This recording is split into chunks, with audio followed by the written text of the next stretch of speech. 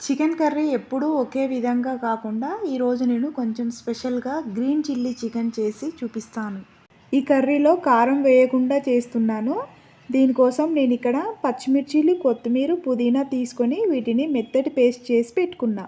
ఫ్రెష్గా కడుక్కొని పెట్టుకున్న చికెన్లో ఈ పేస్టును వేసుకొని ఇందులో పెరుగు, నిమ్మరసం, అల్లం వెల్లుల్లి పేస్టు, ఉప్పు, పసుపు వేసుకొని కలిపి పెట్టుకోవాలి. ఇందులో జీడిపప్పు పేస్ట్ కూడా వేసుకోవాలి. ఆ క్లిప్ మిస్ అయింది. స్టవ్ మీద ప్యాన్లో ఆయిల్ వేసుకొని కట్ చేసుకున్న ఉల్లిగడ్డలు వేసుకొని ఫ్రై చేసుకోవాలి. ఉల్లిగడ్డలు ఫ్రై అయిన తర్వాత కొంచెం పసుపు, అల్లం వెల్లుల్లి పేస్ట్ వేసుకొని కలుపుకోవాలి. ఇప్పుడు కలిపి పెట్టుకున్న చికెన్ను ఇందులో వేసుకొని మూత పెట్టుకొని చికెన్ని ఆయిల్లో మంచిగా ఫ్రై చేసుకోవాలి. ఈ కర్రీ మొత్తం పచ్చిమిర్చితోనే కాబట్టి పచ్చివాసన అంతా పోయేదాకా ఆయిల్లో మంచిగా ఫ్రై చేసుకోవాలి. అలాగే ఇందులో మసాలాలు కూడా ఎక్కువగా వేసుకోవాలి. కొంచెం స్పైసీగా ఉంటే బాగుంటుంది. నేను ఇక్కడ గరం మసాలా అప్పటిదప్పుడు చేసి పెట్టుకున్నాను. దీనికోసం మిరియాలు, లవంగాలు, చెక్క, సాజీరా, స్టార్ ఫ్లవర్, ఇలాచీ వేసి చేసుకున్నా.